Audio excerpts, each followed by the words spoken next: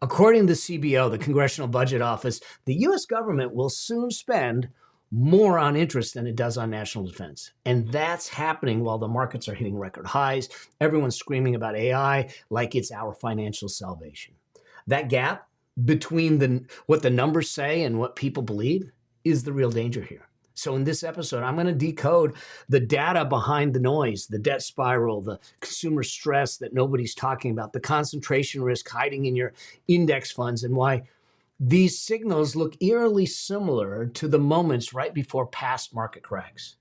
I've analyzed this stuff for over 30 years as a CPA, as an advisor, as an investor. I want to walk you through what you're not being shown, what it means for your future, and more importantly, how to protect yourself against it. All right, let's break this open. This is Building Your Money Machine, where we help you master your money, eliminate financial stress so you can live a life of choice. Because earning more doesn't make you free, but a money machine does. And I'm your host, Mel Abraham.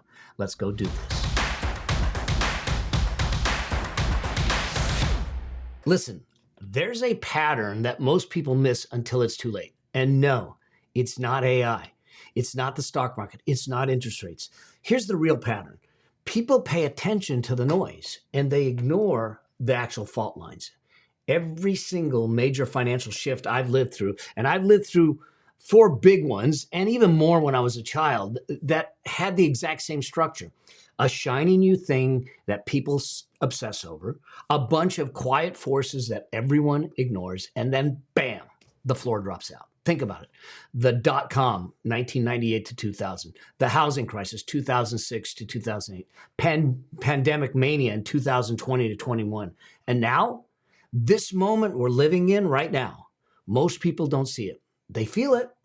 Things feel off, but they can't articulate it. So today, let's start to break it down. What's really happening? Not the media version, the real version. Let's look at the historical patterns that most people are blind to and what you can glean from it, what you can take from it. Let's look at the data behind it that's cited and verifiable, and let's understand the emotional and financial traps that people fall into so you understand what to do, what not to do. And in the end, let me give you the recipe to make sure that you're not only protected, but you're prepared and you can prosper on the other side of it. Okay? So here's the deal. Bottom line is I've seen this movie before because from the dot-com era, you start to look at things and back in 1998, 2000, the world went absolutely feral for anything that ended in .com. I mean, if someone literally launched bananapeel.com, they literally could raise $40 million just by typing the word internet in their business plan. That's it. And literally everyone thought they were geniuses. I had friends that were paper millionaires, and I put that in quotes. I mean, the reality is that most of these were millions that existed for maybe 3 weeks. And then the bubble burst.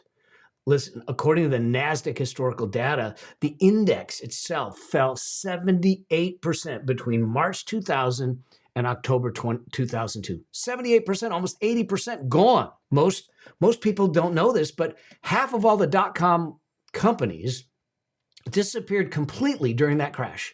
People lost homes, people lost retirements, people lost marriages. And here's the part that most people forget to mention. The internet was real, but the hype cycle was delusional. Sound familiar? Okay. I got hit too. Okay. I wasn't wiped out, but I definitely got hit. All right. And I told myself, Mel, you got to learn to see through the excitement and look at the underlying system, because the excitement is how you get rich fast, but the systems are how you stay rich permanently. And that brings us to some of the things that we're dealing with today. The obvious story, if you will, is AI. AI is the current shiny object. And trust me, it's real, it's powerful, it's transformative. But the investing story around AI, that's where it gets a little messy, okay? Let me give you some facts, not opinions, but facts. Fact 1, AI spending is astronomical right now, okay? Speaking directly from public earnings reports, looking at their earnings reports, Microsoft is planning on spending over $80 billion in AI and data center spending.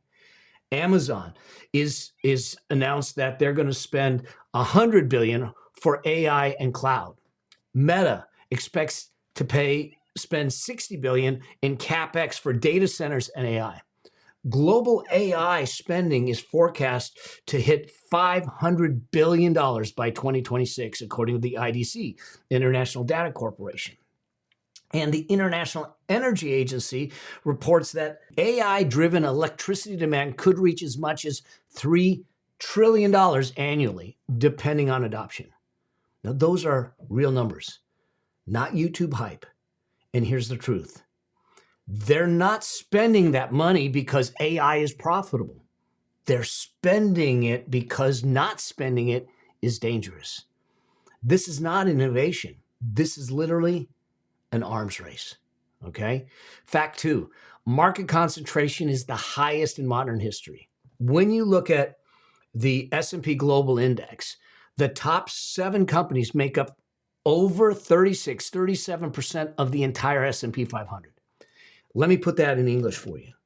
If just a handful of CEOs catch a cold, your 401k is going to get long COVID. I mean, the bottom line is that there is such an inordinate concentration of wealth or value in the stock market in 7 companies that it is scary. Fact 3, AI profitability is unproven. Even OpenAI, they're valued at $500 billion and they're still losing money monthly based on the reporting that they've done in their investor briefings, okay? That doesn't mean AI is a scam. Just don't get me wrong. It just means that the valuations are running ahead of the profits, just like the .com, just like the housing, and in fact, just like crypto in 2021 and NFTs. But again, here's what I want you to understand. AI is not the real story, even though it's the one that's catching all the headlines. It's the distraction. Because underneath it all, that's where things get serious. Because underneath it all is where the monster is hiding under the bed, okay? Let's talk about it. The first element, and what I'll call it is the hidden force, the thing that we don't see, is the debt spiral we're in, okay? Most people will hear the term national debt and they shrug. Well, let me explain some things so you start to understand what's going on. The CBO, the Congressional Budget Office, said that the U.S. national debt is at $34 trillion and is projected to reach $50 trillion within a decade. Interest payments this year alone are approaching $1 trillion. By 2025-26, we will be spending more on the interest on the debt than on national defense. And by the early 2030s, interest payments could surpass Social Security. And this is the thing that we need to realize. We are literally borrowing money to pay interest on previously borrowed money. And if I tried to do that in my business, being an accountant, okay, my other accountant colleagues would tackle me, all right? This debt structure locks us as a country into persistent inflation, which is a parasite to your wealth. It locks us into higher long-term taxes because it's one of the only ways they're going to be able to right this ship. It locks us into the promise of possibly printing more money, which puts inflation back in the game, and it puts us in a fragile financial foundation, okay? This is one of the most important forces shaping the next decade, and almost no one is really talking about it or taking it seriously. Hidden force number 2. And that is what I call the productivity mirage. People believe that AI will instantly boost productivity, but that's not how technology works historically. When you start to look at the research from the Federal Reserve Bank and all that stuff, electricity took 20 years to impact productivity. Computers took 15 years to impact productivity, and the internet took 10 to 12 years. So when analysts are looking at it and saying, AI will double productivity by next Tuesday, I'd like to sell them a bridge, okay? Because right now, companies are laying people off. They're spending billions on AI, they're taking on debt to fund growth, and they're hoping that profits will catch up. That's not productivity. That's financial caffeine, and it works until it doesn't. I'm not, it's not about fear mongering. It's about you looking at the reality of it because look, I'm investing in these markets too, but I'm investing with my eyes wide open. Okay. I want you to do the same thing. Hidden force number 3. And we're going to talk about how do you counteract these and prepare for these is that the strong consumer lie. See, the media keeps insisting that the consumer is strong. Really? Based on what? Look at some of the studies or the Federal Reserve data, okay? Credit card debt is at $1.3 trillion, all-time high. Delinquencies are rising fastest in the 30s, the 30 to 39 ages. Delinquencies are rising like crazy. Savings rates are the lowest since 2005. So we have more debt, more delinquencies, and we have lower savings. How are we going to get financially ahead? Auto loan delinquencies are the highest since 2009.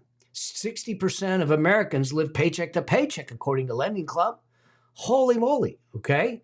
People aren't spending because they're doing great. They're spending because they're drowning. They're using debt to fund normal life, groceries, gas, rent, insurance. Heck, we can do buy now, pay later for DoorDash. There's something wrong with that. This is not resilience. This is quiet financial collapse. Okay? Hidden force number 4. Corporate earnings are masking weakness. Okay? Earnings look great, people say. But dig into the data.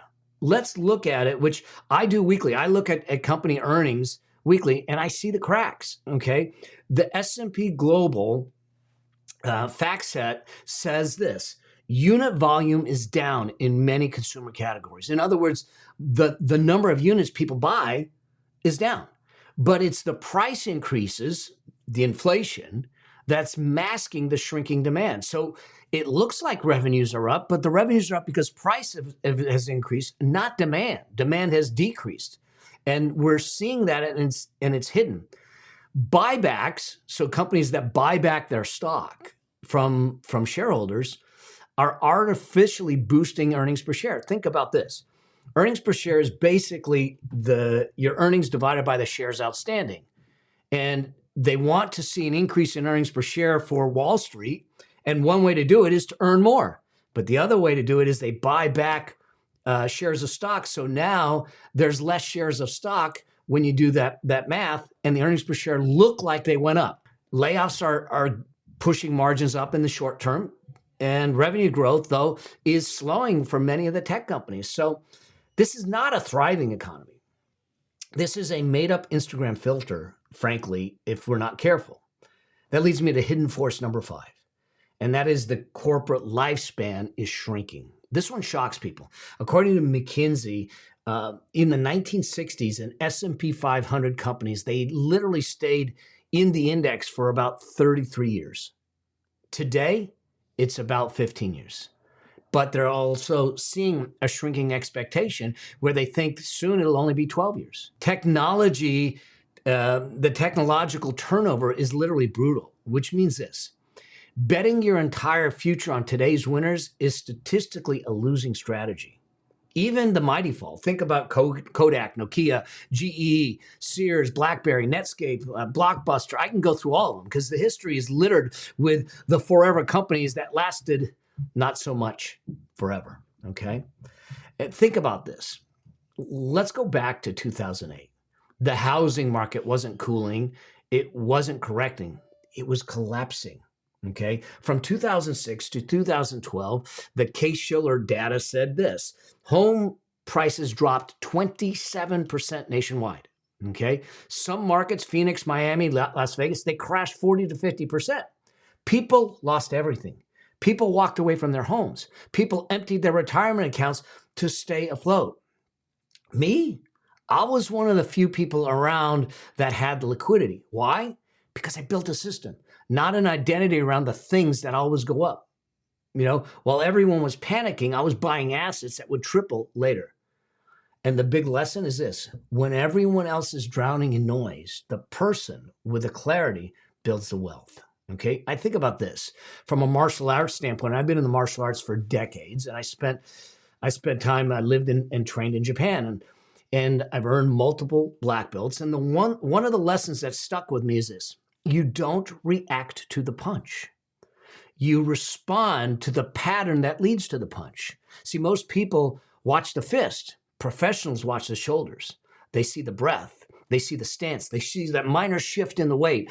And right now, AI, that's the fist. But the patterns, debt, productivity lag, fragile consumerism, concentrations, corporate turnover, all that stuff, that's the shift in the weight. That's the pattern. And most people, they're not trained to see it, and they're not seeing it. And when you start to look at this, when I went through the cancer and all of that stuff, everything in my life got violently clear.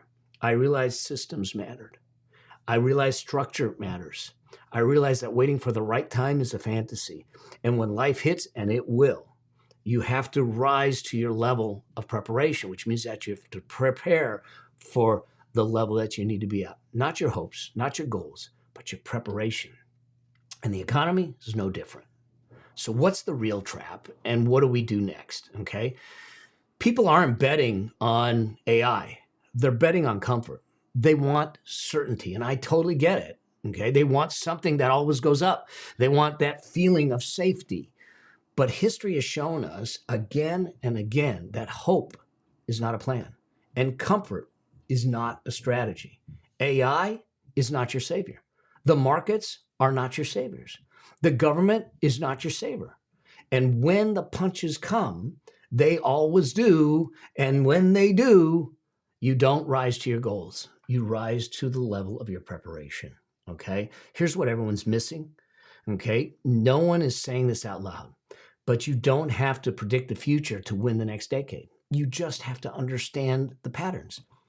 Fragile consumers, unproven profitability, rising debt, over-concentrated markets, companies living on a financial caffeine, governments addicted to borrowing, and investors chasing the shiny object instead of the real signal.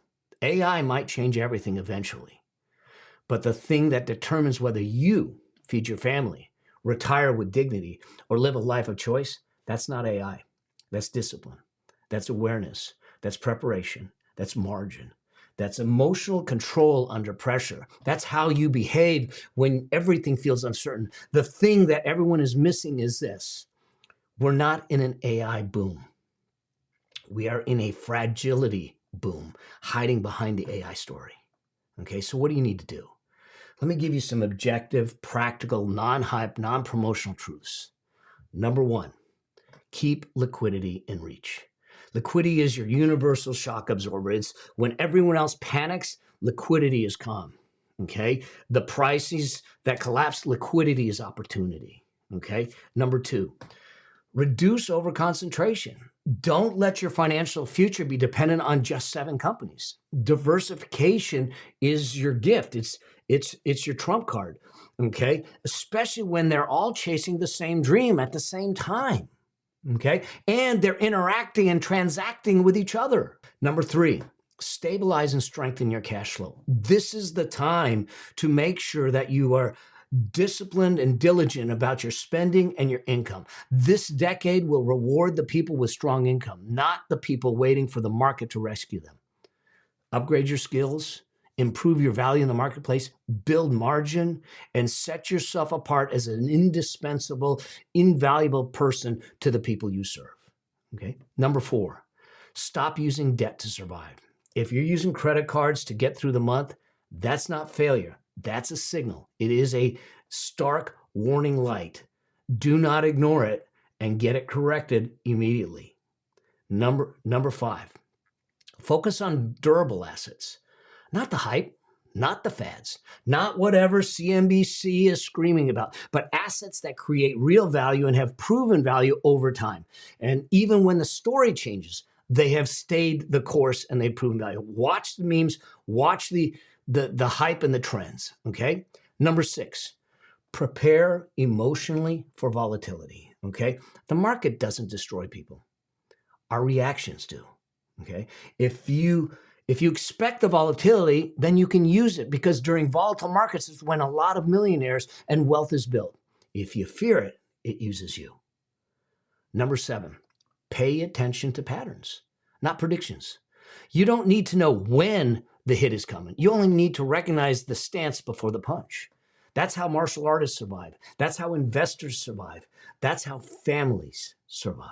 And it's how you're going to survive. Listen, I've lived through enough cycles, dot-com, housing, inflation, all the waves, the recessions, cancer, rebuilds, the Ponzi scheme, to tell you with complete certainty, okay, this moment that we're in right now, it's another turning point. And like every other turning point in history, people will split into two groups. Group one will say, I never saw it coming.